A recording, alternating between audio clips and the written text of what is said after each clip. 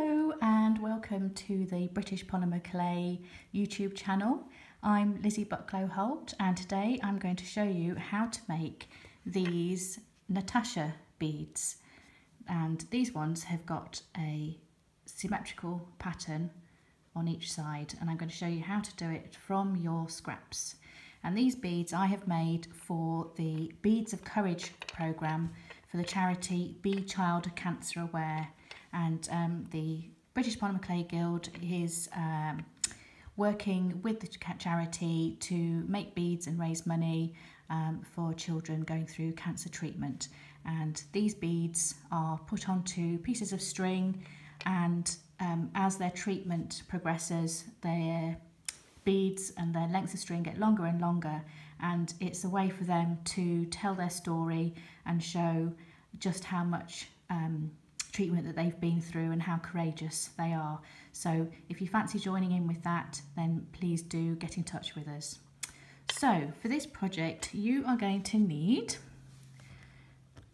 a pile of scrap clay. So these are cane ends, failed projects, bits left over from other projects. So I just like to get a nice colourful selection together, and it doesn't matter whether it's old or new, we're going to work with that. You will also need your trusty tissue blade. Nice stiff one is good for this project. You will also need a roller or something to flatten the sausage when we get to that position, part of the project. So you can either use a acrylic block or another piece of tile or a roller. You will also need a cocktail stick to make the correct size hole for the beads, and also a piece of, this is a bit of watercolour paper, but anything that's plain will do, and I'll show you how to use this, and this is for the baking. So let's get started. First of all, we need to chop up our scraps into some roughly even size pieces.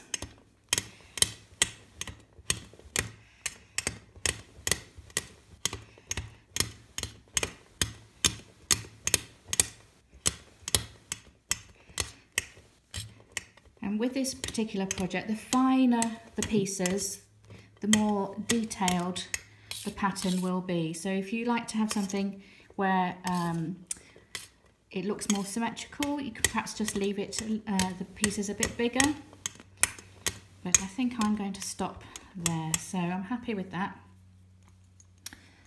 And then I'm just going to mix it up to make sure that all the different colours and patterns that are in the old canes get mixed up nice and evenly. And then I'm just going to squish it and squash it all together, that technical term we like to use. Give it a good squash. Now some of this clay is going to be older than others, but I haven't had a problem with it because the beads tend to be quite chunky anyway, so it tends to hold together without any problem. But if you've got any clay that is really dry, you might just want to add a little bit of clay softener, or maybe add a squirt of liquid polymer clay to the pieces just before you squish it together, and then you shouldn't have a problem. When you've got it all nice and squished together, then we're going to start rolling it into a log.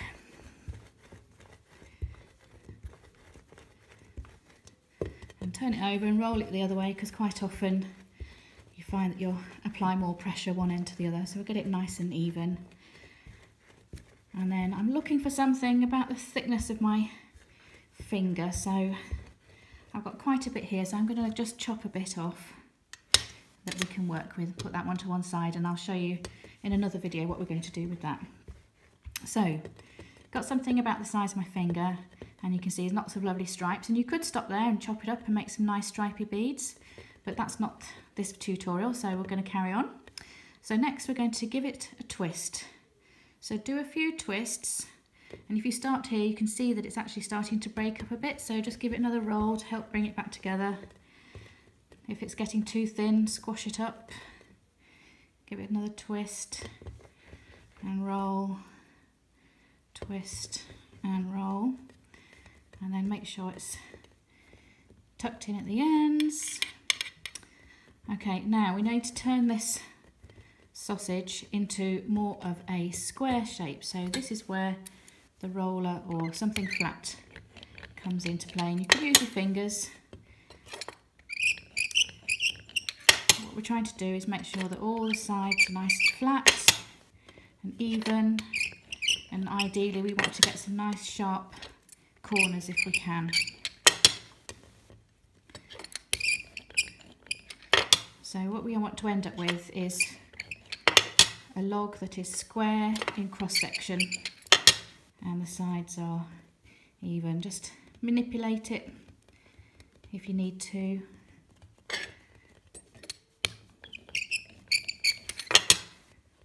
Okay, so this is the fun bit. So now we're going to cut it, and the idea with this particular design is that we're going to try and turn it inside out. So to start with, we're going to cut straight down the middle and try and keep it as even as possible.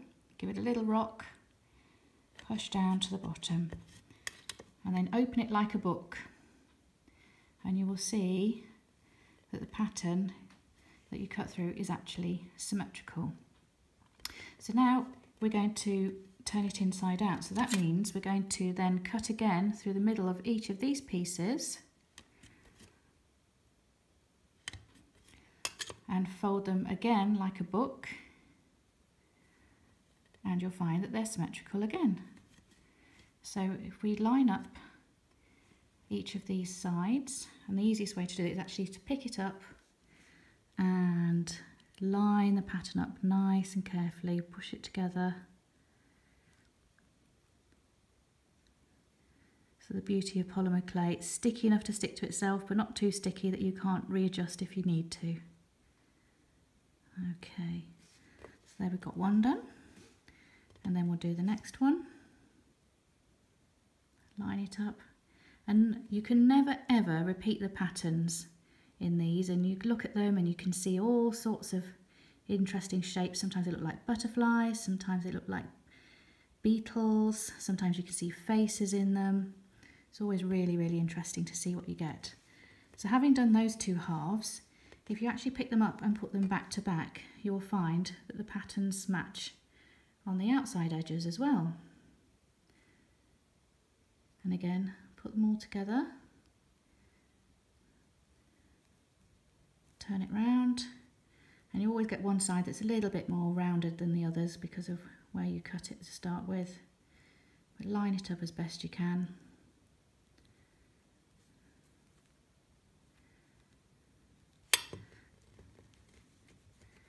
And then just give it a little encouragement to stick together. And if necessary, give it a gentle roll just to help those seams stick together.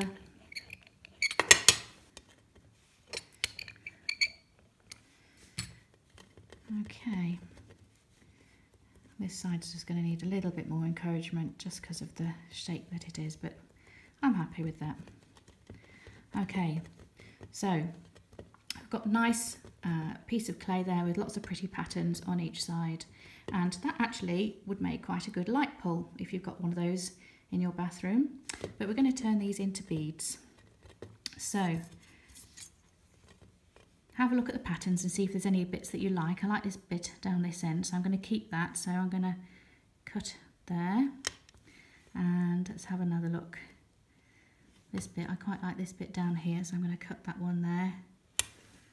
And then got a nice pattern down here, so I'm going to cut that there. So I've got 3 nice pieces, and I'm going to just chop this end off here to make it nice and neat. Okay, so there's the base for our beads. Now the end bits I'm just going to squash up and condition and mix all the colours together, see what we get. If it's not a very nice colour, then I'll just go and find another plain colour, but since the beads themselves are actually made up of all these colours, we can use these as the ends of the beads. Let's see what it looks. Yeah, it's not too bad. We'll go with that.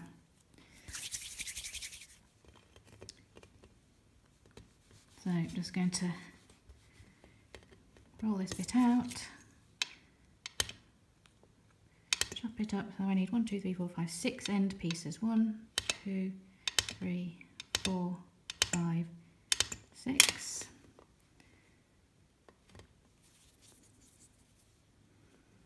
I say 6 end pieces, but actually I'm going to show you something a bit different. So just going to manipulate the clay a little bit so I can stick it on the end, so we get a nice colour on the end. You can just squish it around to get something nice, just to cover those end bits up that are all different colours,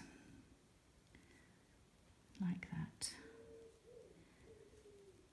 And then that's the basic bead, and then you get your cocktail stick, and there will already be a sort of channel down the middle, just because it wasn't perfectly square when we made it. In fact, you might be able to just about see it on that one. You see a little hole. So push the cocktail in, go about halfway, and then do the other side halfway, and with luck the holes will join up. Come out the other side, and there we have our bead. Now the other thing you could do, instead of putting the single colour caps on the end, is actually to pinch the end, so you get this barrel shape like this one here, which is also rather nice. So just literally pinch the ends together so you get this nice barrel shape.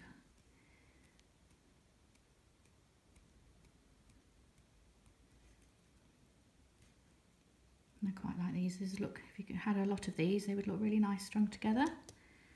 And then again, make the hole, aim for the middle, do the same the other end, and you can usually feel where it joins together. And there we have our bead. So having done that, we need to make sure that we can cure them. So you could bake them directly on a tile, but you'll end up with a bit of a shiny spot, and of course if you try and sand the outside of these, you will actually distort the symmetrical pattern. So the best thing to do is to use a bit of parchment paper or a bit of cardstock, and then if you fold it into a concertina. And you can use this for round beads as well. It's really good, and it helps stop getting any flat spots or shiny spots when you're baking your beads. So literally do that, and then you can pop your beads in there and bake them at the recommended manufacturer's temperature. I usually bake all of mine for an hour, and that's usually satisfactory. If you've got your oven finds that it changes in temperature quite a bit, it's a good idea to put a tent of foil over the top just to help with that. But there you go, get some lovely pretty Natasha beads. Okay, I hope you found that tutorial useful, and look forward to seeing you next time.